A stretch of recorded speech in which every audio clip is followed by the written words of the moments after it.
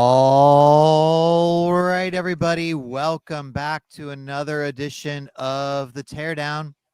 My name is Jeff Gluck. I'm along with Jordan Bianchi. We are motorsports writers here at The Athletic, and we are one day removed from the final Motorsports Christmas ever, and we were at two of those races.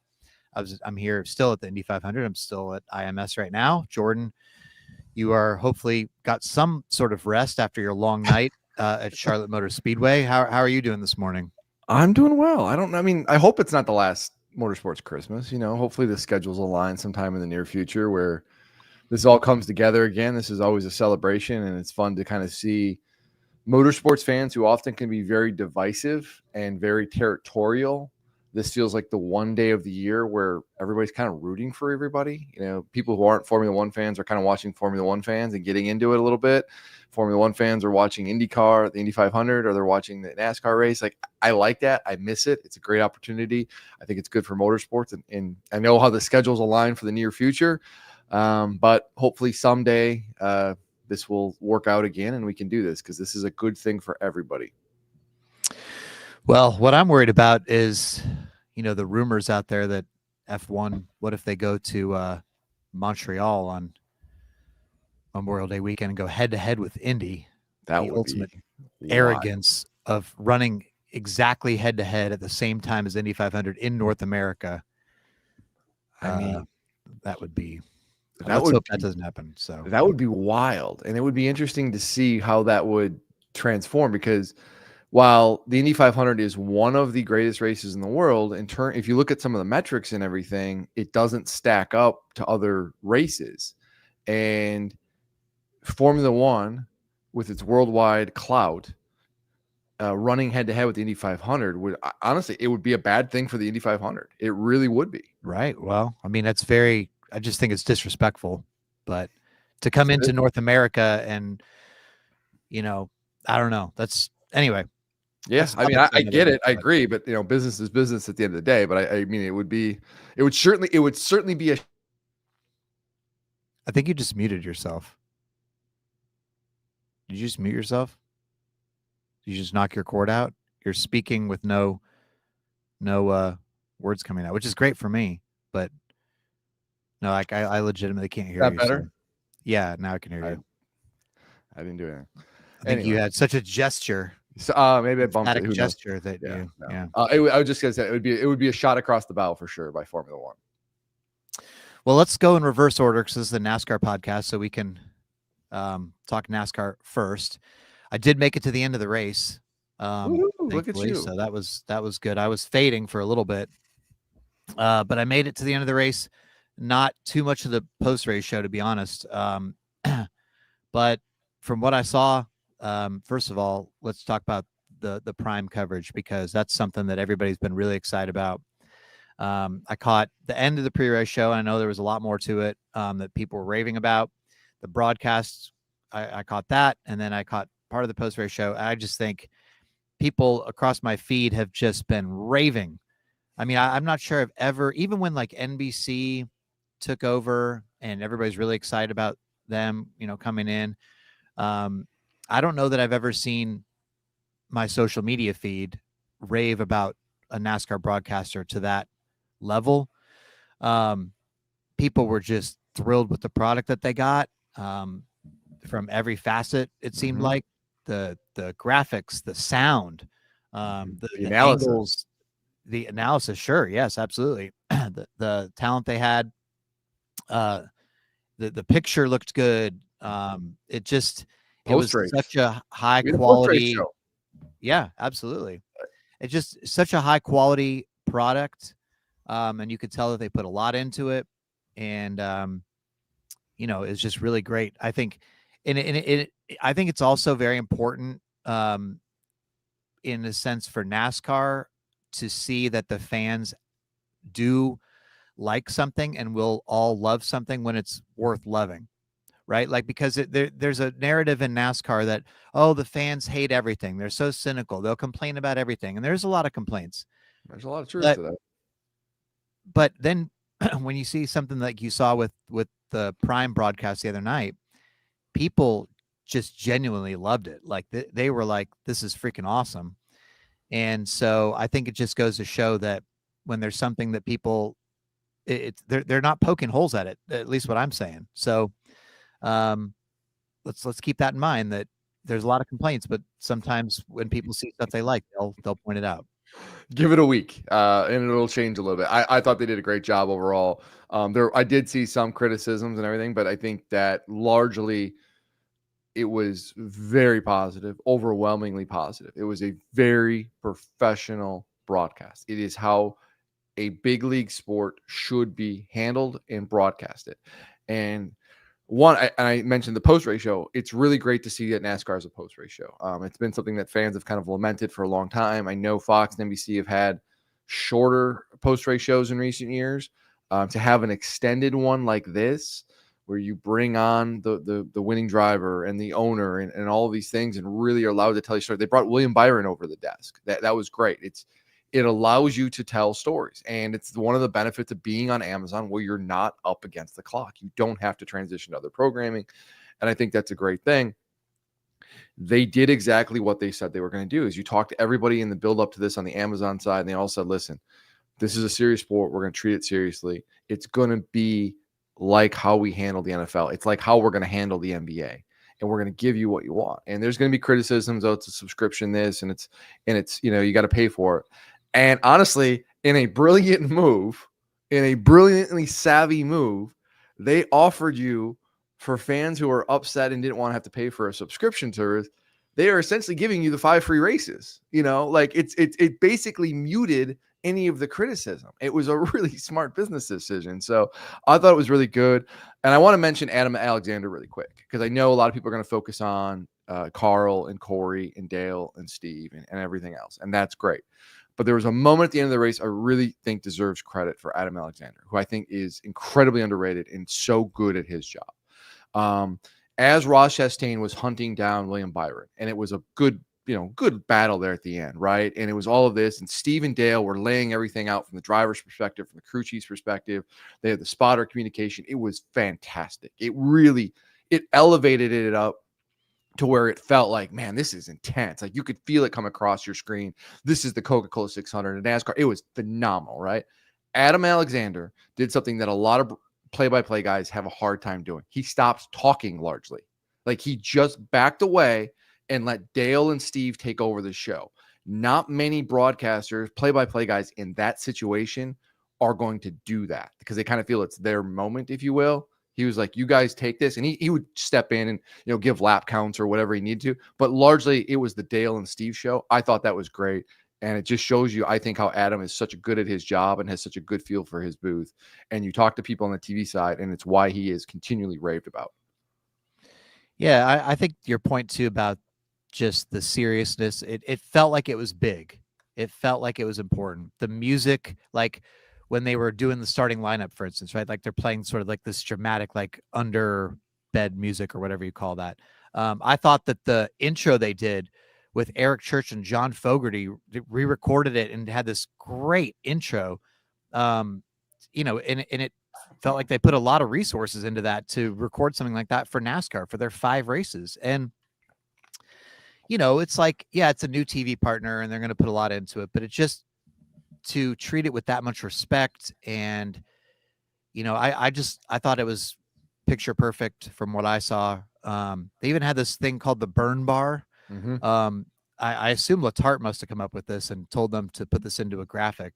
I think the way I understand it is like, it's a measure of like how much fuel a driver is using. And I think he said something like they have a baseline in the first stage. So I don't think you'll see it in the first stage, but they take the baseline of all the drivers and then they use AI to tell like how much a driver is burning fuel wise, or, it's a fuel savings kind of graphic. Like awesome, man. Yeah. So, we need that. Yeah, I love that. 4 more races for Amazon, and we'll see if they can keep it up. But certainly a good first impression, Jordan. And shout out as well, to a friend of ours, Danielle Trotta.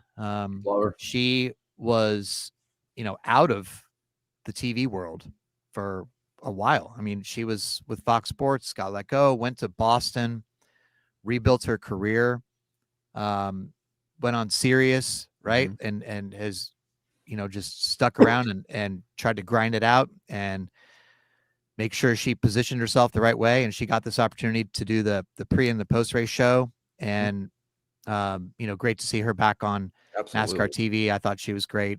She was phenomenal. So she's the best. Really, really cool stuff. Really cool stuff all around. All right. Well, let's talk about the race itself.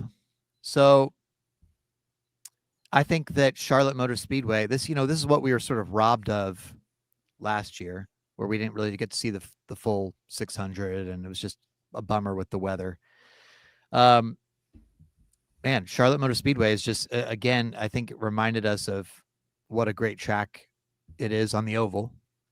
Specify that, the oval. Get rid of the roval. Get rid of the roval. Like, you can't watch last night's race and sit there and tell me that a playoff race on the Charlotte Oval wouldn't be tremendous. Like, this, we talk about giving fans what they want. I don't know what the number is, but it's got to be crazy high that the number of people want to see the race on the oval, not the roval. All right, listen, I want to read an Instagram comment that I got, and I will let you respond to this, or I'll respond to it too. But so this person anticipated that this is what we would be talking about. Okay. I can already hear you on the podcast tomorrow. No, the roval should not go away. This person says, you always say you never hear from people who disagree with you, but here I am. You already helped kill the dirt at Bristol, and now you're trying to do it to the roval. You claim you're the voice of the traditional fans, but I've been a fan since long before you started to cover the sport, and your opinions are pushing the sport the wrong way. Mile and a half tracks will get bad again, and the sport does not need to overcorrect. The number of 1.5 mile tracks are currently fine, this person says. So are they right? Do we already have enough intermediates? So there's a lot. You guys kind of parse it out. First of all, you're to blame for Bristol dirt going away, not me. I was in favor. No, don't. No, you're the one, Mr. Rapper over there. Okay, it was on my Instagram here. He's blaming me, I not you. Make sure they're clarified. This comment was directed at me. I had nothing to do with Bristol dirt going away. They don't like you. I get that. That's cool. I hear what he's saying, and you're right. And its schedule flexibility is a good thing. But just because you move it back to the oval doesn't always mean it has to be there forever. It's a flexible thing. If at some point in some, down the road, the Charlotte Oval isn't producing great racing again, then you punt and you say, you know what? We're going to keep the 600 obviously on the oval.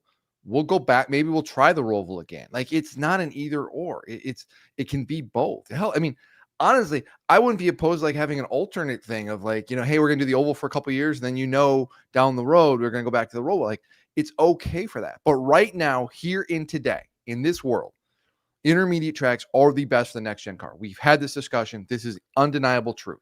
The racing on this car is phenomenal on the intermediate tracks, particularly at Charlotte. And it's true. Like, and you look at, and we look at recent Kansas races, and we use Kansas as like this barometer as the best track, right? What's the 1.5? Kansas has kind of slid a little bit. Charlotte, though, has not. Charlotte is continuing to produce great racing. So hearing today, hell yeah, I want this thing on the oval. I want the playoff race in the oval because that will put on the best show. I think that gets people more excited. I hear the argument from people. I've talked to people at tweet-ups and stuff about the roval, and they say like, hey, I like having different things. I like having a playoff. I like having the roval. I get it. I understand that. But at the end of the day, I would say if you were to do like some kind of universal poll, 90% of the people are going to want that oval. And I think that is who you have to listen to, is those 90%. Look, I think the clean air for the leader is still a thing, obviously, right? With this, even with this car on intermediates, and it happens sometimes. But I also think that what we saw, toward the end of the race shows you that the intermediate track is racing is still elite with next gen cars. Certainly it's as better than it's ever been in NASCAR history, in my opinion, at least since I've been around. It's not going to be perfect. It's not, every race is not going to be like this unbelievable Kansas race or whatever, but it's still going to be pretty good, pretty watchable, right? Like, so right now I had to do the poll, early this morning. Right now it's running. So this is still 21 hours left in the poll, but typically it doesn't move that much, after a few hours. So It's 90.6% right now. Now, of course, we did guess beforehand on our guesses. You said like 87.3 or something. Is that right? Yeah, 87.3. You said 87.3. Looks like you're en route for a victory. I guessed. Great thing. I'm glad we do it every week. So cool. I guessed 83.7. My guess is 83.7 because the Weenie 500 got 83.6, and I was going to say that this was the best race of the weekend, better than the Weenie 500. So I was going 0.1 up from that. And but you went higher correctly. What I was skeptical about was I thought people were going to say, you know, a lot of the early part of the race you couldn't pass, they felt like, or the leader had clean air, and I thought people might be upset about the first race being on streaming and take that out on the race and say, hey, I couldn't watch it, so I'm going to vote no. But we're right now on the borderline of the 90% club, which hasn't happened this year.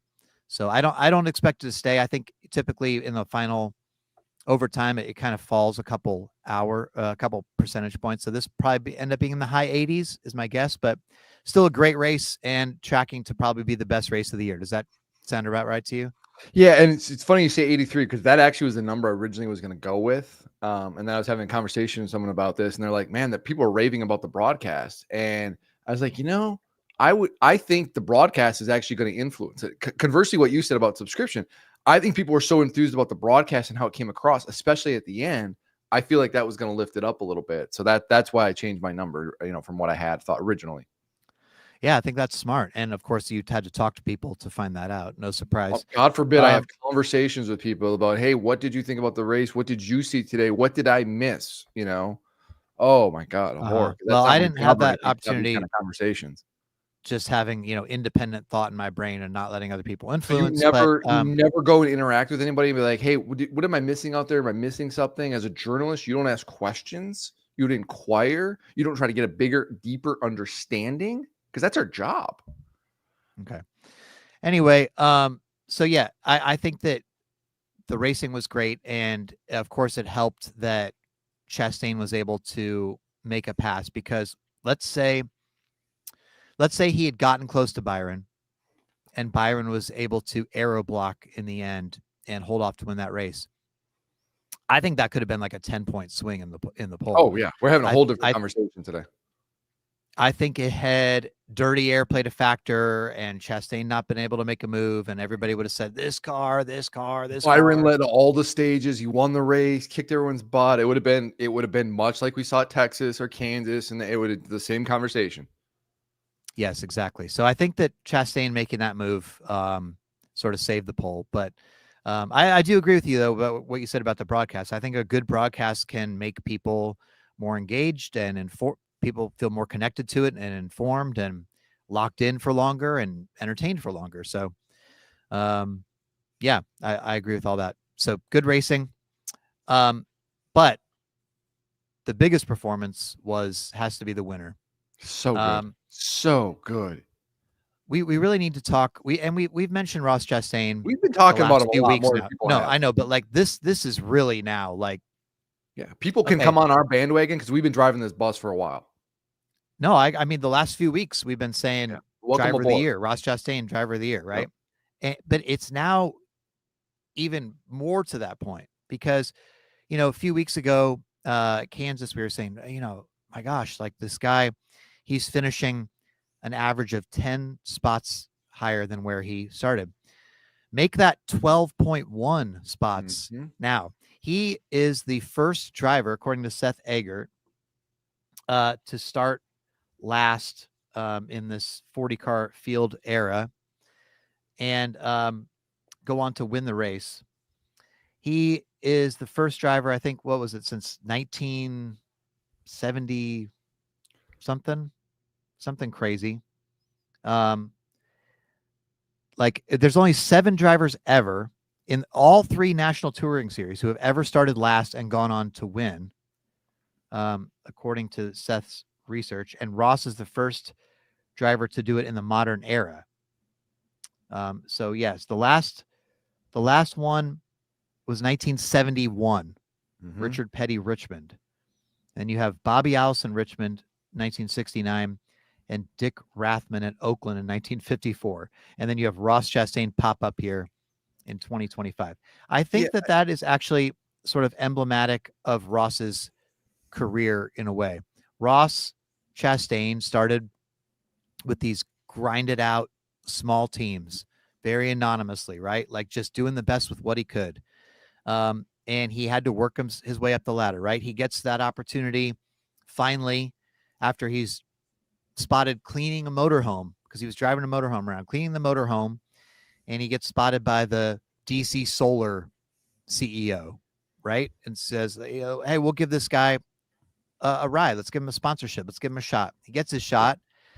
DC Solar turns out to be a total sham. They go to prison. Yeah. He Literally. loses his ride. Yeah, no, like literally go to prison. He loses his ride and he's left with nothing. I think he was out of the seat for like over a year or something. It wasn't finally, that long, but yeah. Well, I mean, not out of a full-time ride for over a year, right? No, I mean, he drove in the truck series for Nice full-time the following year. Okay. Anyway, sorry. I'm sure I know you have better. But he had to basically start his career over and go back to a small team again. He lost his full-time opportunity with a big team, and he basically had to start. He ran one cup race in like a year and a half, right? Yeah.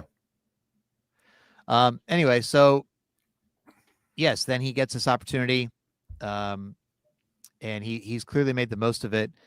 Obviously, we've talked about Auto Racing Analytics stats. Grant from Auto Racing Analytics sent me over his latest updated stuff. So on restarts this year, Ross Chastain has a net position gain on restarts of 74 spots. Number 2 is Ricky Stenhouse Jr. with 33 restart positions gained. So Ross has more than double the net restart positions gained of the next closest person. Last night, this won't surprise you, Ross was number 2 in pass efficiency and number 1 in defense rating on Auto Racing Analytics. By the way, he's doing all this. He's having all the success. He's 8th in points with a pit crew that, no offense, has not been very good. According to, again, the Auto Racing Analytics stats from what I'm seeing here, I think he has the 26th best pit crew, if I'm reading this correctly. And again, we often judge on teammates, right? And look, SVG had a great run last night. Very great run for him, what he's been doing at 14th. But Daniel Suarez is 30th in points. Shane Van Gisbergen is 33rd in points. And here you have Ross Chastain 8th in points. So regardless of before this win, he was still having a phenomenal season. Now it's gotten even better because he just tracked down the most consistent guy all year, the points leader, William Byron, who had dominated this race and used a veteran move to make it happen. Just super impressive right now. Super impressive. What can you say? This is a Herculean effort by Ross Chastain. And you brought up his teammates. And I think that's the good barometer. You mention this all the time. You think in this era, a good way to measure a driver and what they're doing is what a driver with the same equipment is doing. Suarez has had some bad luck this year, no doubt. He's had some races where he was running top 10 and got taken out or something had happened. Sure. But at the end of the day, he's still buried in points and he's not had anywhere close to the year that Ross Chastain has. What Chastain is doing is so impressive. I will argue, this is more impressive now what he's doing than he was doing in 2022 when he made the championship 4 and almost won the championship. And I agree. Because that was a new year, or new car, first year of it. Everybody's kind of figuring this out, and it was really easy for the mid-level teams to kind of hit on something and get an advantage. We saw Legacy win a race, and we saw, it was much, I won't say easier. It was just the pathway was a little bit more straightforward then. Now it's hard. And to go to Charlotte and to track down a guy who drives for Hendrick Motorsports and beat him straight up, woof, man, that's impressive. And to do that in a backup car, wow. And it is so, what stood out to me last night and really throughout the course of this year, remember the conversation we used to have about Ross in 2022, 2023 all the time? He would have great cars, speed, led laps, won stages, got, all of this. He wasn't always getting finishes though, right? What do we say? He didn't win the race again, man. Like he threw another potential win away, right? What are we saying now about Ross? One, he's not getting into driver altercations. He's still an aggressive driver, but he's a little bit headier now. Justin Marks last night told me experience is what he would say. And he's right. But what Ross is now is getting the finishes. He is doing everything he's did before, which is, get track position, maintain it, and get up there. But now he's not making mistakes. He's getting the finishes to go along with it. He has turned into a complete race car driver. Like it to the point where, and I was having this conversation last night with somebody I would describe as somebody who's involved in the dealings where a driver ends up, that kind of thing. And they were like, man, can you imagine what Ross would do if he was with a Hendrick or a Gibbs or something like that? And it is that kind of level where if you're a big team, you have got to be looking at this going, man, that is a driver I want. Like I could put him in my race car and I know I can give him great stuff and he's going to go do it. And it's not like Ross is like a 1 or 2 trick pony. Like, oh, he's only got a couple tracks he's good at. He's won at intermediate tracks. He's won at super speedways. He's won at a road course. And he's won at a small oval at Phoenix. Like there really isn't much of a weakness in his game right now. The weakness for so long was bad decision-making and impatience. And that is no longer the case. He has evolved. He's gotten better. And now he is one of, if not the best driver right now in the sport. Yeah, and I think that really, again, the conversation has changed so much about, to me, what we look at and how we evaluate drivers, right? Because it's so tough in this era. You look at until last night, every single winner this season, when now we are halfway through the regular season, had come from either one of the big 3 organizations, Hendrick, Gibbs, Penske, or, if you look at Josh Berry, affiliated very closely Penske. With Penske, right? Yeah. So nobody else had won. Yeah. Nobody. 2311, no. Right? Childress, obviously, no. Like Trackhouse, no. All these other teams, like they haven't been, you'll see them pop up and get in the mix or, maybe have some good runs, but nobody's won a race. Chastain went and did that. And I just think that, especially when you talk about how they've unloaded and they just don't have the speed, right? Like they're just not, whatever's going on. I don't know if it's their sim stuff or whatever, but they're not on Saturdays. They're not fast. They're just not competitive the way they need to be. And so you're putting Chastain in a position where every single week, for the most part, he's got to overcome some awful track position. And it's extremely hard in this car. It's probably harder than it's ever been in NASCAR history to overcome a bad starting spot. And then we have a guy here who is finishing 12.1 positions on average higher than he starts the race, including starting last night and winning the race in a backup car that had no laps on it, that the crew got 2.5 hours of sleep to finish. So, man, I think in that situation, you just got to be like, you got to hand it to him. We can celebrate the drivers, like a Larson and a Byron and a Bell who are winning lots of races. But to me, it's guys like Chastain where you're like, wow, that is super impressive, because the driver is really, it's not that we don't, you could look at Byron and say he's having a great year, like he's, not turning a wheel wrong a lot of times and all that stuff, and say, wow, these guys are great. But like when you look at Chastain, you kind of know how much has to do with the driver. Like, you can physically see it. Like when a guy's going, we talk so much about how hard it is to pass and track position and all this stuff. And then you give the stat about pit crews, because we all hear it's like, it's all about track position and what you do on pit road and that kind of, well, your pit crew's not doing a damn thing apparently, or they're not doing the level. So you're having to get this track position somehow because your pit crew is not helping. Well, it comes back to the driver. Like, we're physically seeing this every single week manifest itself where they aren't qualifying well. They don't have speed in their race cars, and he's pushing forward. It's really, this is maybe a little bit too far of an analogy or comparison, but like in Formula One, you can often see what a driver can do and a driver's ability and the difference they make, right? And I feel like sometimes in NASCAR, it's hard to really discern that because it's not as obvious at some of these tracks. But with Chastain, man, I'm telling you, it's pretty freaking obvious most weeks. I don't totally agree with your F1 thing, but I know what you're trying to get at. But so it could have been a different conversation because William Byron had a great night. Let's be honest. I mean, he had a great night. He led a ton of laps. How many laps did he end up leading? Let's see. 283 laps. He won 3 stages. And up until the very end, pretty much 6 laps to go, 7 laps to go. Looked like that was going to be his 600, his crown jewel win. Now, this, you could say, sort of rings a bell recently to something we saw last month, Darlington. Yep. Looked like William Byron was going to potentially, we were talking about him leading every single lap of the race.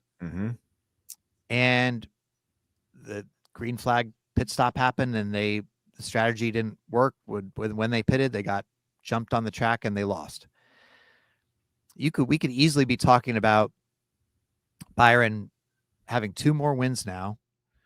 And so it's turned into, yes, he's the points leader, right? Like, yes, he's having a great year, but just what we were talking about with leaving points on the table that Chastain used to do and not finishing. Unfortunately, right now, Byron is kind of finding himself in that position, because this is sort of a surprise to me, but Byron only ranks 4th in playoff points.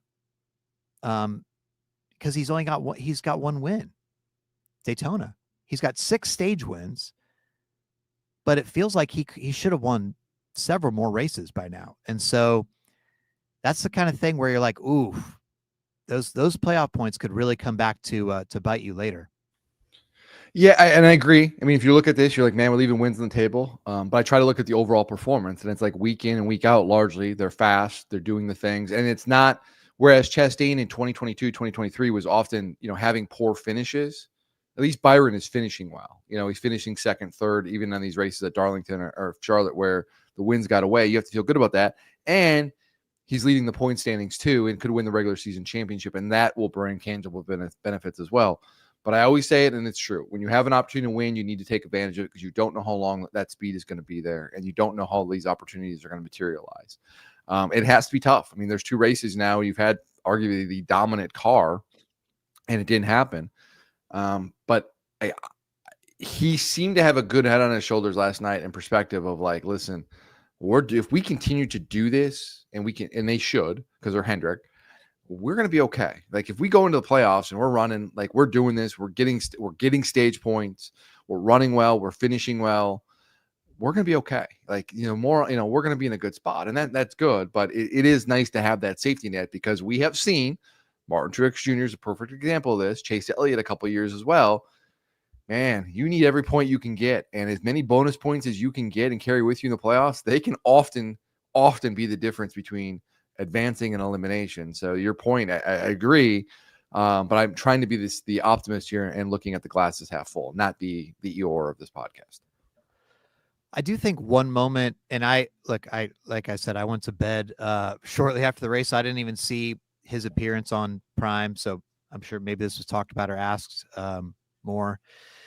But so let me ask you this: how much do you think the moment where Tyler Reddick basically like freaking crashes in front of him, and somehow didn't like actually outright wreck? I mean, basically crashed, but somehow the kept wall. it going. I was surprised it wasn't a caution. He hit the wall. So hard.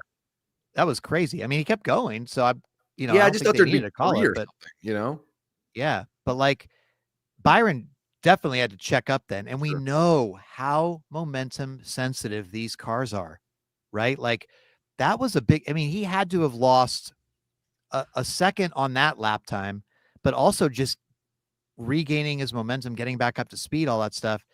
As Chastain was ultimately, at the time, I didn't really, realize it as much, but I mean, maybe we did, but Chastain was chasing him down. So, how much do you think that moment, did that make the difference potentially in the race? Like, did that cost him enough momentum? It's hard to say, and I didn't hear him say about this afterwards, so I'm kind of generalizing here. It's hard to say, but Chastain was tracking him down, and Chastain did seem the better car. And it seemed at one point that Byron kind of had, after Chastain made his initial push, Chastain countered, or Byron countered, and it seemed like he distanced, and then Chastain recountered the counter. And so it's hard to say. But I even go back to Darlington, though. As dominant as Byron was in that race, we said, man, Blaney's got the best long run speed here, but he doesn't have his track position. And it finally, Blaney got the track position, and then it was like, okay, it's his race to lose, and then we know what happened. So this is just how it goes sometimes. It's like you can be out front and doing all these things, but sometimes it just doesn't make you the best car. You know, Denny talked about this on his podcast after Kansas, I believe. He was like, maybe Texas. It's like the 5 is great and they're doing all the things, but these guys, other guys are, you know, handing them the win because they, you know, we had a mechanical failure, the 6 crashed, et cetera, et cetera. And so sometimes it's just, if you just stay up there and just keep doing your thing, it's good. It can turn a good day into like an appearance of a dominating day where maybe you don't have the best car. Honestly, a little bit of that last night to some degree. Denny Hamlin looked as fast as a 24 at times, you know, and then they had an issue on the pit stop and didn't get the fuel full, and that knocked Hamlin out. Who's to say if Hamlin wasn't there that Hamlin wouldn't have been a factor in this? Hocevar looked really fast last night, and he had his issues. And so, I mean, I want to make sure we give all the credit in the world to 24 because they're executing and they're doing these things. And rarely do we talk about how the 24 lost a race. And I don't feel like they lost the race last night. Sometimes it's just not screwing up and letting your competition, you know, hand you things and taking advantage of it. Yeah, certainly. I mean, that's an element, and we saw that, you know, at Kansas with Larson. And speaking of Larson, I mean, he definitely could have, you know, won that race last night as well. Sure. Probably had he not hit the wall. Oof. So that triggered a bunch of events. We could talk about his bad day in a minute here, but let's talk about, you know, some of the other standout performances before we move on. One that I just feel like is so overlooked, but yet so impressive is AJ Allmendinger with another good run.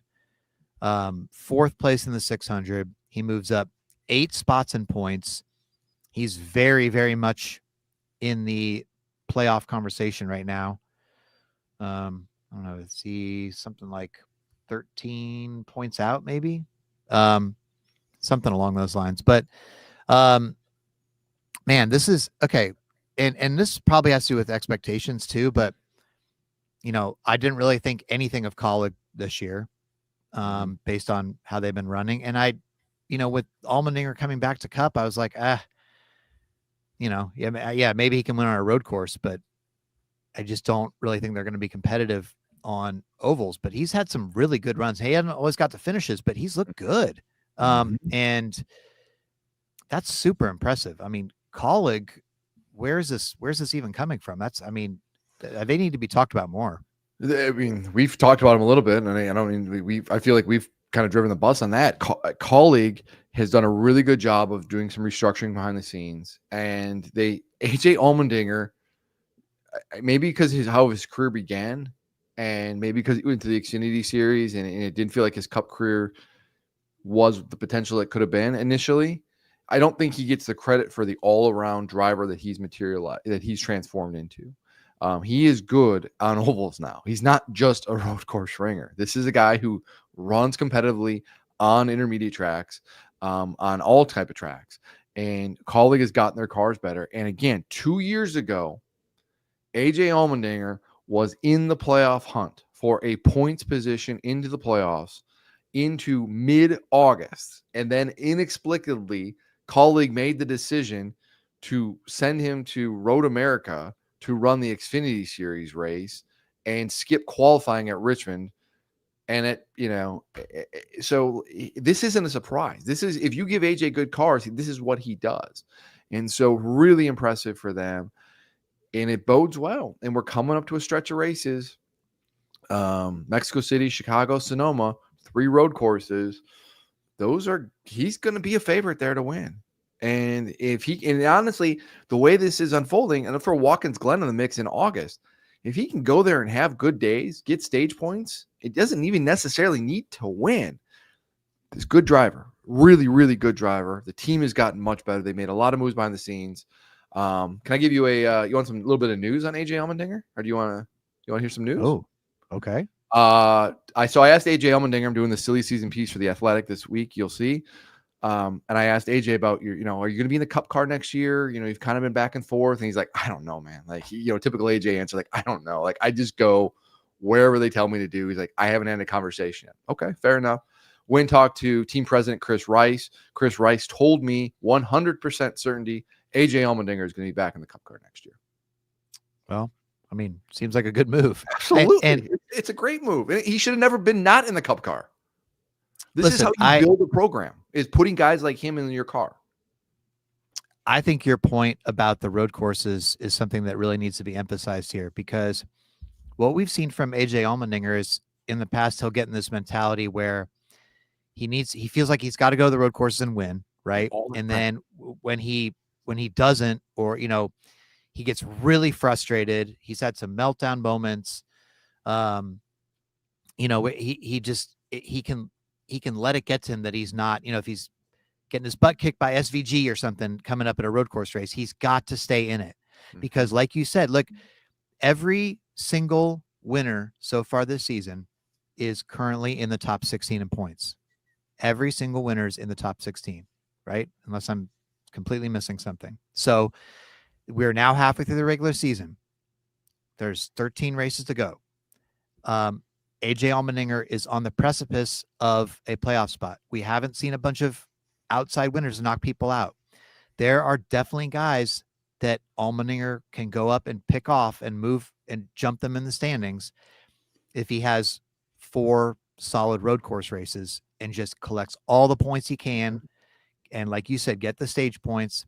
Now I'm sure he'll want to go for the win, so he probably won't get the stage points, but so he'll flip the stages. But even if you just get top 10s at 4 road courses, it's going to look very good. Like you're going to really put yourself in serious contention as we get to these final races coming up before the playoffs. So it would be a remarkable story, I think. Even though your point about 2 years ago is totally valid, it would be a remarkable story if he was able to point his way into the playoffs with college racing. Past some big names that we thought could be in there. So definitely a story we don't need to gloss over. Brad Keselowski gets top 5. Yep. Big for him. But sounded like he still thought afterwards that there's a lot more work to do. But hey, I mean, you got to take the top 5s when you can get them, for sure. Michael McDowell, he ends up finishing 7th, and he was able to gain a spot in points. And then Ryan Preece, another solid run for him. He's also in playoff contention. I mean, you look at the list of these names. Look at Ricky Stenhouse Jr. Ricky Stenhouse Jr. Yep. Ryan Preece. These guys are currently pointed their way into the playoffs. And I doubt they were on very many people's list to do that. And maybe somebody thought, oh, Ricky could win a plate race, but to be 13th in points at this point in the season, these guys are getting it done. He finished 11th last night. So I don't remember who. I'd have to go back and listen somewhere, but I heard it somewhere, and it's escaping my memory who said it. But I thought I'd heard before the season started, like a lot of people had identified Ryan Preece as a guy to watch, and he could be a surprise. And like, don't be surprised if this guy makes some noise and is in the playoffs. I got to go back. I want to make sure I give that person their flowers because they deserve it. So whoever that person is, I'll shout you out on social media. But I heard it somewhere. Kudos to them. YouTube chat. Do you know who he's talking about? Because obviously, he would never say something like that unless he was talking about himself. Make sure to give respect where respect is due. Obviously, and you did. You've been on the Ryan Preece bandwagon. Yeah. From the start. Actually, it wasn't even a bandwagon. You were just going out there and saying Ross Chastain, AJ Allmendinger, Ryan Preece. The bandwagon, my bandwagons are doing really good right now. We're having a party over here, okay? No, you're right. And full credit to you. You've been talking about Preece since our preseason episode. And I was like, I don't really think so. third team. What did he do at SHR? Fair. New car. How are they gonna, how are they gonna do that? How are they gonna be competitive? He's been, kind of leading the way at RFK in many weeks. So I mean, look yeah, at his point standings. It's crazy. Like he's far better. He has a more realistic path to point his way into the playoffs than his two more high profile teammates who have multiple wins to their name. well, I mean, to be fair, I I mean, know there's Chris a point Chris penalty Buescher involved, got quite a penalty, yeah, but still, but I mean, that's the situation is the situation. That's still the yeah, reality. yeah, that's true. And Priest got DQ'd also, That is very true. And that was a second place. It wasn't just like it was a right? second place finish. So it's, Yeah, I mean, so he yeah, would have had even way more. yeah. Yeah, yeah, very interesting. So okay, what else from Charlotte would you like to touch I on mean, before we start to go into the Kyle yeah, Larson? I mean, that's the Oh, conversation of that we well, let's that get into it that I because that's thought would be our bridge to Indy oh. since he's kind of in both. But Yeah, I mean, that was let's have the Kyle Larson conversation, man. I I feel bad for him. I really do. Like there was all of this buildup and all this attention. It was like last year because of Mother Nature, you ruined it, and it's like, okay, here you go. You're gonna get a second crack at this, and it just went bad. And it went bad because of he made the mistakes. It wasn't like he was a victim of circumstance or anything like that. It just he had a bad night he had a bad day at the office across the board. no, absolutely, yes, 1,000%. There was, and now what ultimately took him out of the race, that was him getting up in But he somebody was else's. back there because of his own doing, though. Right. But the first three things that happened Yeah. were all of his doing, right? Like, so he goes to Indy, starts the race, stalls on pit road, right? Ouch. Mhm. But you can go, well, I mean, geez, like he doesn't make many pit stops. Obviously, he last year at IndyCar, in Indy 500, what doomed him from a possible, not getting a top 5 finish, top 10 easily was he sped on pit road, Mhm. right? So, here again, we see an error where he gets mired back in the field because he went from 19th to last on what was it, the first pit stop of the day, I think, right? So Mhm. that was hugely costly to stall the car there. And then he's in traffic on a restart, pokes his nose out, and the air goes wrong on the nose, loops the car around, crashes, game over. His mistake again, right? So really unfortunate in terms of the Indy 500 stuff. Just how the last, how it all went for him, right? Like last year could have been better. Last year, from qualifying fifth to just all the hype he had. This year he was so much more under the radar, and it felt like he was, he had a better feel for the car, and yet ultimately he crashes 3 times. Mhm. He crashed in testing, he crashed in practice, and he crashed in the race. Mhm. And the crash in practice hurt his starting position because they could never get up. They had to make a run first. It was just like feel it A out kind of shakedown, yeah. run. Yeah. So, it just didn't go well at all. And so that's, I'm sure really frustrating, super disappointing considering all they put into it. Here's the other part though. And I'll ask you this. What do you think? Because the Indy 500, usually this is like, it's almost like the Masters, right? Like where the weather just somehow seems to be perfect every Indy 500 race day, all this stuff, right? For a lot of times. Yeah, I remember, Dario's had rain and stuff like that. Recent years, But like recent years, the last decade has been just beautiful. Up until last year, right? You had the big rain delay last year. Now here comes yesterday, and all the weather forecasts say there's going to be rain there, but it's going to stay south. Don't worry about it, right? I'm saying it on the grid. It was a little sprinkles in the morning, but right as the final note of taps sounds, Mhm. I start feeling heavier drops. Like the most steady rain we've had here in Indy for it was over a week, Mhm. right? And it was just like, dude, this is man, this is not good at all. And It wiped away all the buffer he was going to have to make it to Charlotte, which is only going to be 45 minutes of time he had. Then it was a 45-minute rain delay. Then they start the race. Well, try to start the race.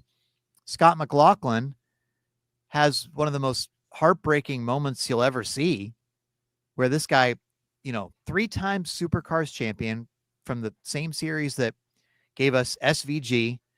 This guy is so talented. He's incredible. Pole sitter for last year's 500, warming up his tires. Was it because of the moisture? Was it just a total driver error? Yeah. Whatever it is, he crashes. So, okay, then it's a longer delay. Then they get the first green flag lap going, and they don't complete it before Marco Andretti crashes 5 wide. So now that's not the rain delay, but that's really dragging things out. By the time they get the race going, it's pretty obvious Kyle Larson was not going to be able to finish the race. Even if he doesn't crash, Larson is going to have to park that car and pull over and get out and go to Charlotte because of the NASCAR new rule. Do you think he really would have? Do I think he would have parked the car? Do you think they really would have if he was running 30, 40 laps ago, because that's how it would have timed out? If he was running top 15, top 10, do you really, really, in your heart of hearts, believe that Hendrick would have said, hey, yeah, it's green flag and you're running 10th. You need to come on in. We got to get going here. Come on, car's running. Honestly, yeah. Okay. Yeah.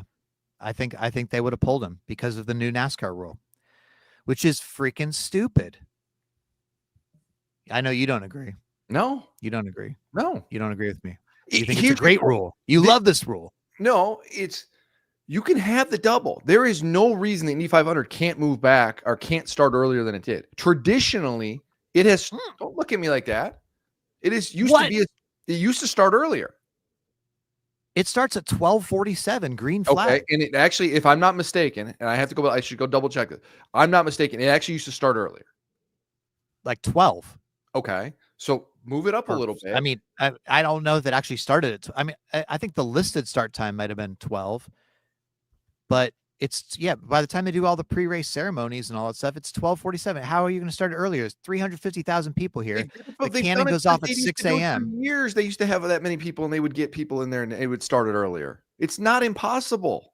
It's not like this. Okay, you could start this 20 minutes earlier. What difference is that going to make? 20 minutes is a huge difference. I mean, 20 minutes. It minutes wouldn't have made a difference yesterday. 20 minutes, they could have, it would have made a difference yesterday. Maybe because then at that point, Hendrick would have said, okay, you know what, we're going to let him finish the race. We are going to miss driver intros. And we know we wanted to be there for the driver intros, but we're going to miss driver intros. But you still could have got him there in time. I mean, it happened. I mean, it's why other guys have been able to have successful doubles. And because the start times worked out, Indy, it's not just NASCAR's fault here. I'm not saying that NASCAR isn't culpable and you can maybe look at doing some things, but Indy 500 also needs to recognize it's okay to move your start time back to how it historically be. That is so you're blaming. Okay. I'm not blaming. If nobody does the double in future years, it's NASCAR's fault. It's not IndyCar's fault. How is that okay that IndyCar just keeps moving its start time and infringing later in the afternoon and makes that window tighter and tighter? What? It starts before 1 o'clock. When's the last time you saw a NASCAR race start before 1 o'clock on the East Coast? So again, it's okay that IndyCar keeps moving, has moved its start time later and later than it traditionally used to be. And why is it NASCAR's business? At the end of the day, you've got 80-some thousand people or however it is, you got a sold out NASCAR major race. Okay. Your first race on this. Oh, it's not. No, wait, hold on. It's not NASCAR's fault with the time. It's NASCAR's fault with the waiver rule. I understand that. I'm fine with NASCAR starting the 600 at the time they did. I get that. So there's nothing. I understand that. Let me go where I'm going. All right. So if I'm NASCAR, I'm okay with this. I want my star drivers in the race. I want my hard-earned people who come out and they sold out a NASCAR major race on, by the way, our first race with our new media rights partner. Yeah, I want my star driver there. I want the driver who is considered one of the best in the world. I want him there. I don't need him racing and gallivanting somewhere else. Okay? I want to know that the people that are there to see him are going to see him and then he's not going to roll in late and he may not even get in the car. That's not how this works. If I'm NASCAR, I'm protecting my business interests and I want to protect that. It's not my job to boost the Indy 500. Yeah, do I want to see the double? It's great. It's awesome.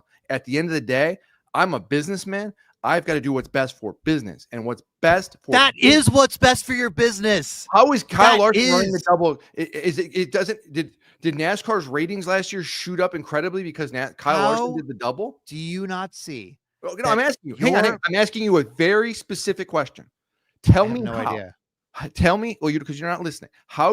What did Kyle Larson doing the double last year do for NASCAR? Did it specifically make more people NASCAR fans? I have no idea. Okay, so if you don't know that, how is it best for NASCAR's business? Because it was rain delayed. Both things were rain delayed. It has nothing to do with anything. How do you know what the ratings would have been if? Well, I guess we will see that. What's best for business is you have your points leader going to another series, which has different eyeballs than the ones you usually have. In fact, eyeballs from all around the world. All these F1 drivers are coworkers. Luke and Madeline yesterday sent us quotes from Charles Leclerc, Lando Norris, saying they can't wait to get back to their apartments in Monaco to watch the Indy 500. The whole world pays attention to Indy 500. It's the biggest race in the world. Okay, I'm sorry, it is just the biggest race in the world. It's not the biggest race in the world. You need to stop that. Okay, no. What metric are you using for the biggest race in the world? Are you using television ratings? Because that's incorrect. Are you using number of people that attend the race? Because that's incorrect. Are you using OEM interest? Because what are you looking at me like that for? Did you see the attendance for Le Mans last year? That's over the course of the whole thing. This is the largest single sporting event in the world in terms of single day attendance. 350,000 people in one day. More people watch the Daytona 500 than the Indy 500. It's not TV ratings. You look at the key metrics. Most important OEMs race value in the world being at Le Mans and Daytona than they do at Indy 500. Oh my gosh! No, that's a fact. Why are you arguing that the Indy 500 is not the biggest race in the world? It's clearly the biggest. It is one of. It is not the. It doesn't get the most television viewers, it doesn't have the most interest from the OEMs. Other races get more people. Okay. If I can, and is it good for NASCAR to have? I'm going to be real here. Is it good for NASCAR? You talk about glowingly about, it's great to see Kyle Larson, Formula One drivers are all of this, and it's great. And then Kyle Larson goes to Indy 500 and in a McLaren car crashes not once, not twice, but 3 times in a McLaren car and has a substandard showing. How is that putting NASCAR in a good light? Because it's going to fuel the narrative, and you see it. Kyle Larson, man, he's not the best. This is what he does. That doesn't help NASCAR. And there isn't enough significant gain that NASCAR gets. So because Kyle Larson crashed, like, how about other drivers crash too? I understand that, but know the narrative. You see the comments. You see it. When you sit there and tout, like, this is Kyle Larson, he's going to do this. And then he goes there and has moments after moment after moment. It just fuels the narrative. Jordan, I don't understand where you're coming from with this. I really don't. You at the have comments, most people seem to agree with me. So, Jordan, you have a great motorsports perspective. You know Indy, you know F1. How can you be sitting It here one with of this the biggest bizarre races? point? It is not the biggest race, though. Okay. I believe that when you have your star driver go all over and promote his participation in the Indy 500 with every conversation that you're talking about in the Indy 500, they're also mentioning NASCAR. They're also mentioning the other part, the double, which is that he's trying to win both the 600. He's calling attention to your race. Everything he's doing is because they're intertwined. He's not going to some dirt race and then just missing a NASCAR race. He's going to a major prestigious event. You may not think it's the biggest in the world. I happen to.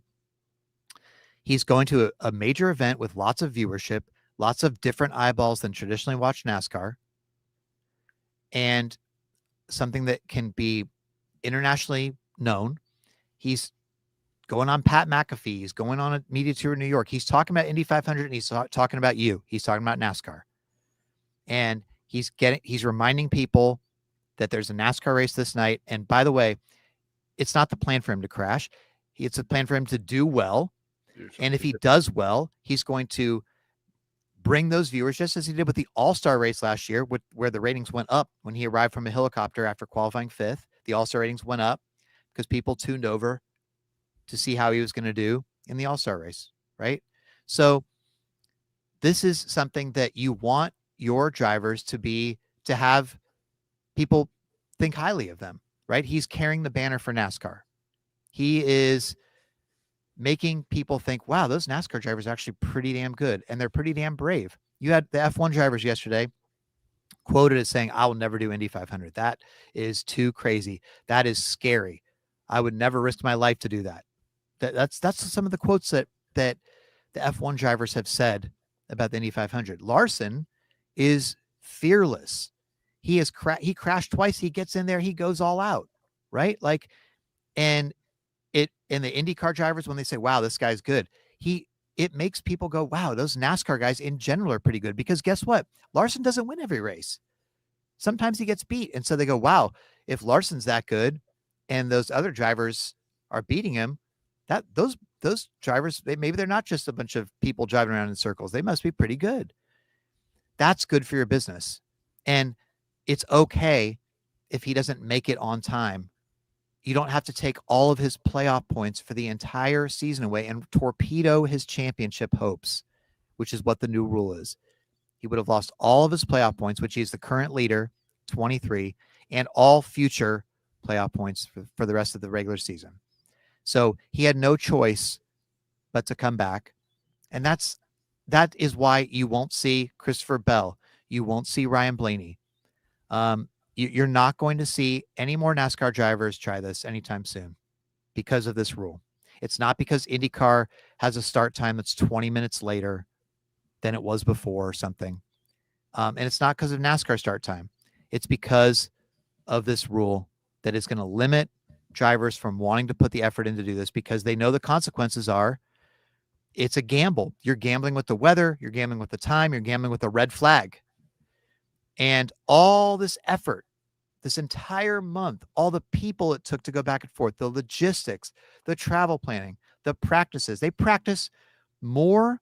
I calculated this morning because I was doing my article for The Athletic. They had more practice time here for Indianapolis 500 than NASCAR got. NASCAR has practice sessions all year. They had more time just for Indy 500. So there's an unbelievable amount that goes into this. And so if you put all that, not to mention the money, just to park your car in the middle of the race or not get to do it after all that, it's not worth it. And so the double's dead. The double is dead for now. And it's because of the NASCAR policy. It's not because of anything else, in my opinion. Okay. You're smirking and smiling, but yeah, I'm just listening. You smirked and smiled the entire. People were commenting about what you were saying. That's all.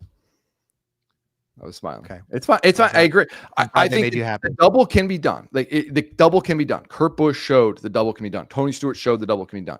You need the issue is you need a lot of things to go right in your favor. That is just the reality. Like, you need to have weather, you need to have a perfect race, and few cautions, no red flags, travel, etc., etc., etc. It is good. It's great to see Kyle Larson. That is what makes Kyle Larson, and why I think he is the best in the world, is that he goes and does these things. Wins at a stock car on a Sunday, go races on a dirt car on Monday, and then is in an Indy car on Tuesday, and he does it exceptionally well. Period. Like, he's better than Max Verstappen. I don't care what anybody says. And that's great. And you can do the double, but I'm not going to jerry rig all my rules and accommodate this. So I'm asking, I'm like, this is our event. We have an event. You know how this works. 36 times a year. Our race starts at 6. We are going to let you miss driver's meeting. We're going to do that. And honestly, last night, if they would have needed to, I think it was kind of an understanding of like, hey, we can kind of hold it here. You know, we can hold the start 10, 15 minutes, you know, a few minutes. Like they're going to accommodate. Like they get it. But you don't need to, it's okay to have rules in place to say, I want my star drivers. I want to know when someone buys a ticket, they're going to see a star driver. And he was going to get there. He was going to be there. He wasn't there last year. He wasn't there last year. They stopped the race. He flew down there. At the end of the day, he was not there. He was going to get in the Allgaier's car and probably go win. He was. He wasn't, though. He didn't get in the car because of the rain. And so, again, who lost last year? The Charlotte rain. Okay. In a rain-shortened race. But, okay, was he? It's a yes or no question. Was he or was he? Did he not race in the NASCAR race last year at Charlotte? Yes or no? The answer is no. Period. Did he want to? Yes, but he didn't. So how did NASCAR benefit last year? How did NASCAR benefit? When someone buys a ticket to go see Kyle Larson race a NASCAR race, how does NASCAR say, you know what? Yeah, sorry. We've had these policies in place since 1972 when we changed our point system and we give appearance money and all these things to ensure our star drivers. We don't want to turn into professional. No, it's a conversation. We don't want to turn into professional golf where golfers pick and choose their tournament. You're talking about how you love the chat. The entire chat's saying to move on. That's fine. Okay, so whatever you want. Go ahead. The double will only happen again if it's a driver that doesn't care about the championship. So like maybe if Kyle Busch is like, I don't care about losing my playoff points. You know, I don't have any anyway next year. You know, he'll be like, okay, fine. But other than that, you're not going to have a contending driver do it again. All right. Indy 500. I think the race I think it was still a good race overall, but the race pretty much got ruined by those two cars. It just wasn't as good as it has been in recent years because those two almost lap cars that were in front of the leaders. I thought that Sage Karam had a great tweet at one point where he was like, I think Marcus Ericsson should just basically stay behind those cars because that makes Palou the fourth car in line, and you can't pass for the fourth car in line if there's four cars lined up. So those two lap cars are almost lap cars, tail end of the lead lap cars, stayed in front of the leaders the whole end of the race there. And, you know, it prevented us from seeing that slingshot, cool move, late kind of stuff that we had seen in the battle between the leaders in recent years, which was disappointing. But still, Alex Palou found a way to make a move, found a way, saw an opening, surprised Marcus Ericsson. Ericsson was not ready for that, didn't think it was going to happen yet. Palou saw the smallest little window to go for it, and he went for it. And so not the, you know, biggest storyline because he's been so dominant. So, you know, you didn't have like the Pato Award kind of thing, or David Malukas would have been something going from not even being in the race last year to winning it or something like that. Obviously Connor Daly would have been huge, or Newgarden coming all the way from the back, and he got up to 6th at one point before his mechanical failure. But Palou has just been so dominant. 3 out of the last 4 championships, 2 in a row. Now 5 out of 6 races he's won this year. And so, yeah, you know, he checks that for himself. In terms of being a great, you could say, well, Palou's been great in IndyCar, but it's all been on road courses and street courses. Well, now he's got the oval. The oval. So, yeah. The oval of all ovals. On my 12 questions this last week, I did 12 questions with Palou that came out on The Athletic, and he's questioned for the next guy, which is Justin Allgaier. He told me to ask Justin Allgaier if he could tell him how to tell when the tires are getting to like their slip angle, or when you're going over the limit of the tires on an oval, because Palou said, I don't know. I've never won an oval. I don't know how to feel the tires. Can you tell me, Justin Allgaier? And he doesn't need the answer anymore from Justin Allgaier because he's just won the Indy 500. I think he managed his tires and understood it well enough now. So he will be continuing to dominate IndyCar. I'm sure this is going to be potentially a historic season for him, the way things are going. He has a bigger points lead over second place than second place does to 20th place in the IndyCar standings. This is after 6 races of the 17 on their calendar. So Um, it's sort of a how far in advance can he clinch the title? Maybe, but Next week, it feels like it's incredible. Like we talk about Verstappen a lot. We talk about Larson, and you look at the resume that he's building in a really short amount of time. By the way, it's not like he's been around, for a long time. It's crazy how good he is. He's underrated. People, I don't think because it's IndyCar and outside of the Indy 500, no one really pays attention to it, and they don't have the publicity and everything else. It does him a disservice because he is so good. And I know he's never won an oval before, but he's almost won the Indy 500 before. He's been in contention on ovals before. And so now you've got this crown jewel. You have this box. It's crazy to think about what he is. And you can't sit there and help but think, like, how is this guy not in a Formula One car? Like, how, with what he's doing, it's boring. It's Jimmy Johnson level boring, but it's as effective. It's crazy how good he is. And if the Formula One thing doesn't happen, and it's hard to, maybe it won't because of his age and where things are at contractually. If he's going to blow up the IndyCar record book. I mean, he really, truly is. In turn, whether it's wins or championships, like he has a really good chance of completely blowing this up, and it's absolutely incredible. I mean, the thing is, it's tricky with the F1 stuff. I mean, if I was Cadillac coming in, so Dan Taurus, yeah, right, from he's over Andretti and Spire and the Cadillac F1 team.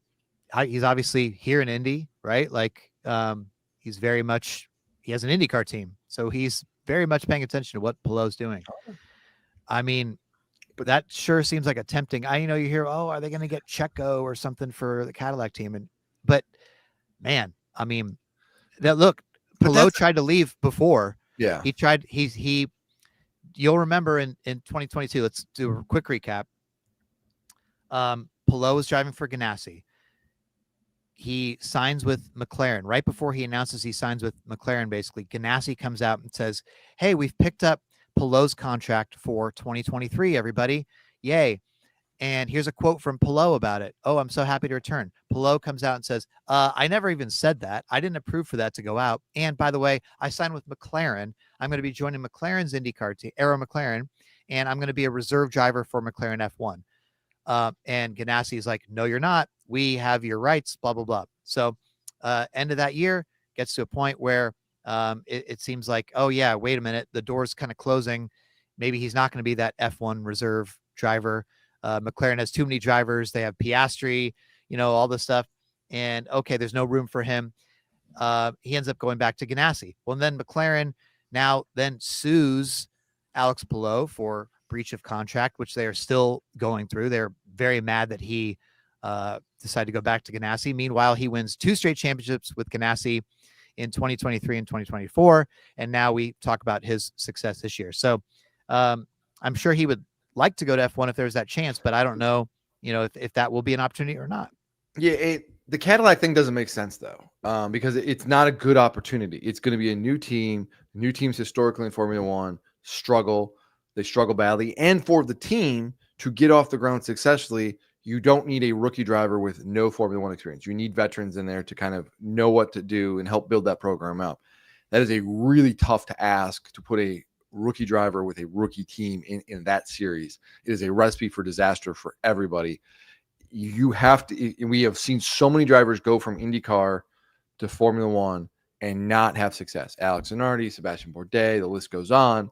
Christian D'Amata, and it has to be a perfect situation, and that's not a perfect situation, and it sucks because that seems like the best path for him over to Formula One. So that's why I look at this contractually, his age. It's just like I think he's an IndyCar lifer. It really is, and that's great for IndyCar because he's a tremendous talent. He's got a personality, but it's probably going to make for some bad racing because he's going to keep kicking everyone's ass for the next how many number of years. I don't know if it is great because you know how people love a dominating driver. Yeah, I mean, true. Well, it's great for him, bad for IndyCar as a whole. But I mean, maybe, and it does get to a point of like this guy is just next level and he's blowing everybody's doors. I don't know. It's fascinating to think, but he is again like we need to have his name deserves to be mentioned in the conversation. He is not. I would certainly put Larson and Verstappen ahead of him, but like if you're making a list of the top, I don't know, 5-10 guys, like that guy deserves to be on that list somewhere. We've been going a long time. Let's try to wind this down the next 15 minutes or so here. One thing that I did want to bring up, because on the last podcast, we did not have any of the information that ultimately happened with the Penske stuff here. Where we last left you was the Penske cars were going to retain their top 12 starting spots, and that was it. Well, a lot happened since then, because they not only got heavily penalized, but Roger Penske then fired his entire senior leadership team on the IndyCar side. They've lost their top 3 people, led people to wonder, including Tim Cindric, so led people to wonder what Austin Cindric's future is in NASCAR. However, I think there, just a particular side note, I think as long as he wins, he's okay. What do you think about Austin Cindric? I think Austin's fine. He's got term left on his contract. He's not going anywhere in the immediate future. And if this is a result-driven business, Austin is in this car. It's really easy to say that Austin Cindric is Tim Cindric's son, and that's why he's in that spot. Austin had to earn this spot. He has put the time in. He's put the energy in. And you look at the results this year. He's led more laps than Ryan Blaney. His stat line is comparable to Joey Logano. They're only a few points apart in the owner standings, because you got to remember Austin had a penalty this year. He's running to the level of his 2 championship teammates. He is very good. He is getting better. In the foreseeable future, he's not going anywhere. Now, maybe there's less leeway that he has going forward, but as long as Austin Cindric keeps doing these things, running competitively and winning races and making the playoffs, which he's now done, 3 of his 4 years in the Cup Series, he'll be fine. And so, that's fine. But Penske as a whole, it's going to be interesting. I mean, there could be a little bit of residual. And Steve Letarte talked about this on the broadcast last night. And it's an interesting point. And I don't know. I haven't had conversation with people about this, but I think it's worth mentioning is like, overall, if you're Penske, Roger came down here to North Carolina this week and had a team-wide meeting and met with everybody. And if you're on the NASCAR side, it may be kind of an understanding of, hey, we really can't really be pushing the envelope right now. We got to really make sure everything is buttoned up. And in this sport, if you're not pushing the envelope, sometimes you don't have speed. Maybe it's a coincidence, maybe not. But intermediate racetracks, and you and I both wrote about this on The Athletic this week, have been a strong suit for Penske. Josh Berry won at Vegas. Joey Logano won at Texas. Blaney's been fast every year. Those Penske cars were not very good last night. They were not. Now, long race and made things play out differently. But Logano was a non-factor. Cindric was invisible. Blaney was better towards the end, but then got caught up in a wreck, and Barry struggled all night as well. It'll be interesting to see if there's a fallout from this in terms of you're going to have to reshuffle some personnel. Does that impact the NASCAR side? And do you subconsciously, if you work for Penske, or maybe it's not even subconsciously, maybe it's been known, like we just got to mind our P's and Q's right now, and we cannot push. Another part of this IndyCar drama was the officiating stuff, which we talk about so much. This was mind-blowing to me, Jordan.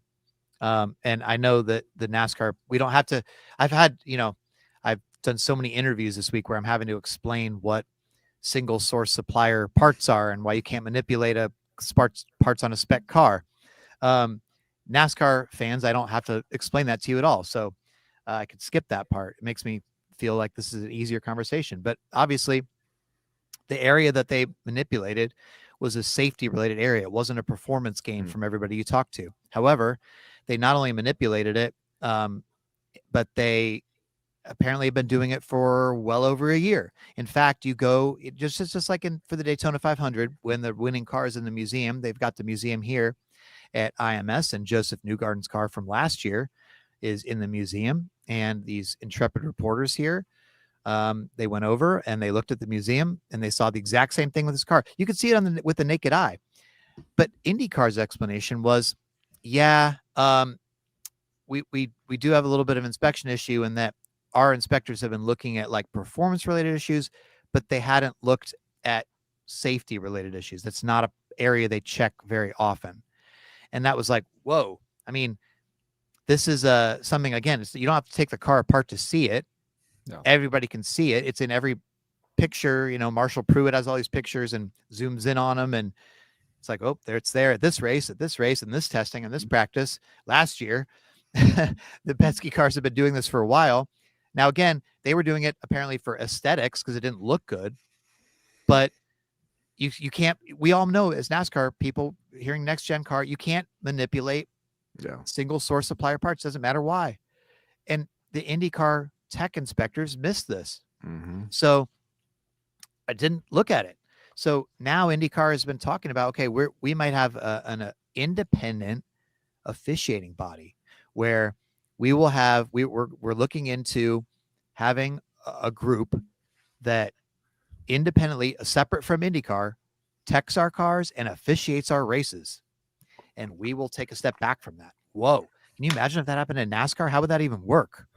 Well, that would be interesting. I mean, that's the danger when you own a series and you also field a car in the series. And whether it's real or not, sometimes the perception is created of, are they getting a benefit or are they getting some kind of unfair advantage? And when you have inspectors who frankly blatantly miss something that is to the naked eye there, and it's on the owner of the series car, like, yeah, that's like, this is why, guys, we are not comfortable with a team owner also owning the series. And this is why, if you talk to some other people across the motorsport spectrum, they'll say, hey, I don't race in this series because of this, because this person owns this series and he also owns a team in the series. And I'm not comfortable with that. And it's just, that's how it is. So it's a very slippery slope.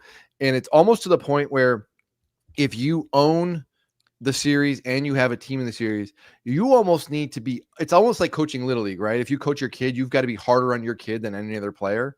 Like that kid has to be like double the talent that the other kid is if he's going to be the starting pitcher, because you just don't want any illusion of favoritism. And that's how it has to be. It's like Penske should actually tech his cars harder than any other car just to make sure you ease everyone's mind.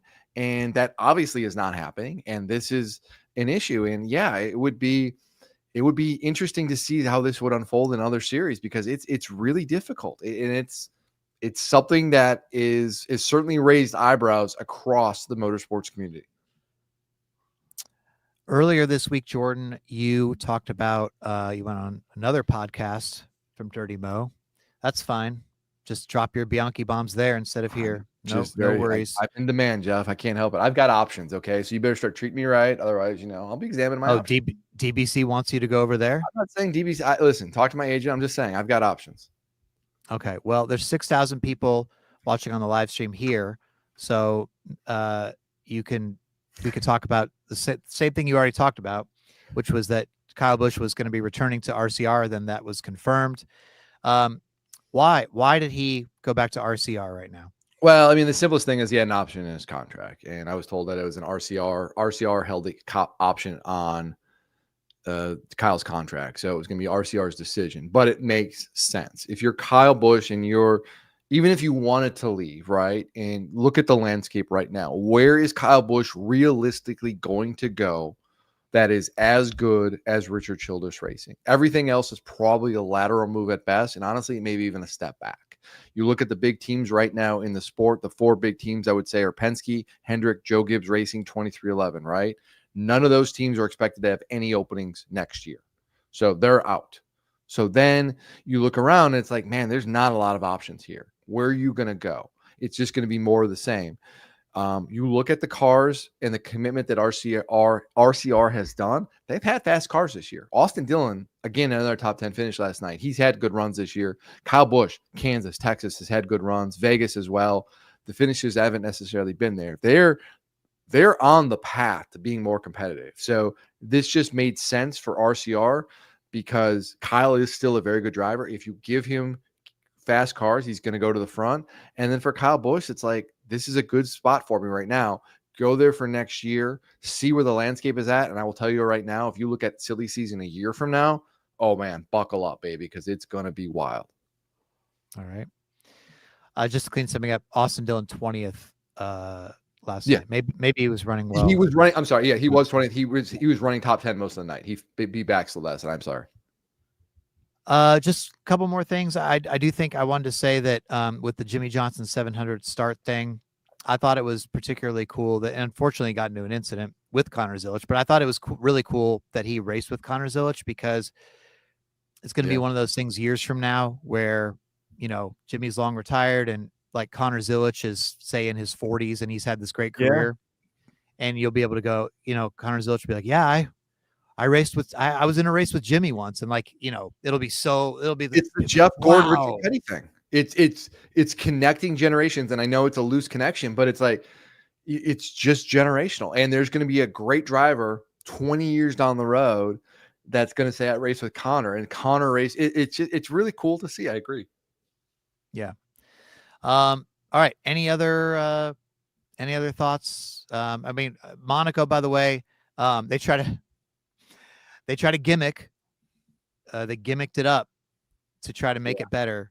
They made him do a extra pit stop, mandatory pit stop, and it still didn't help anything. And the pole sitter still won. And they got to figure out, like, it's just is. They got to figure out to refigure that course somehow. Like, can we, like, they've got the marina there? What can you do?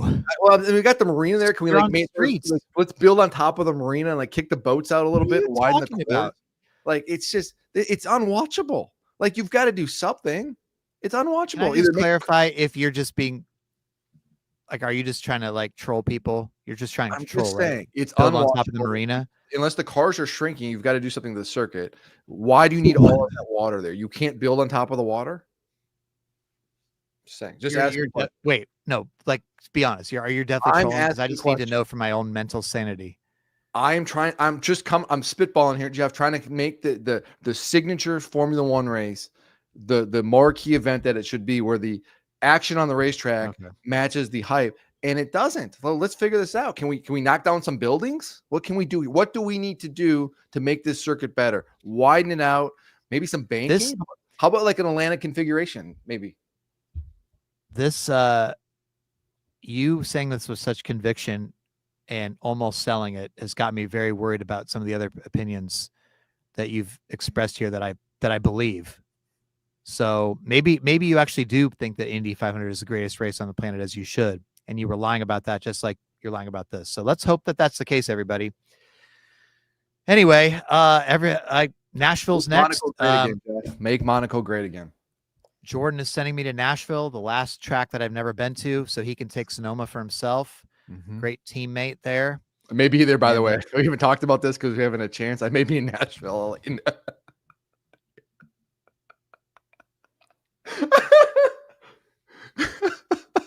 I have to go. I'm going for a story. It's not a for sure thing yet. How is this fair? How is this fair? I can tell you. You took Sonoma. I didn't take. You took Sonoma and you said, I will let you go to Nashville as this trade, which is not a fair trade, by the way. And agreed to it. Now you're saying you're going to go to Nashville anyway? No, I said I may go to Nashville. I may have to go for a story that I'm working on. We'll see. So I may have to go to Sonoma? You can come to Sonoma. Hang out with me. Oh, yeah, thanks. I'm not giving Sonoma up. I have to give up on my other races, but that's fine. All right. When you come up with great story ideas like I do, they send you places. I'm sorry that I'm good at my job. I'm not going to apologize for that. All right. Well, I'm going to try to keep my job here and sign off before I say something. So everybody, thanks as always for listening, and we will talk to you next time on The Teardown. See you, everybody.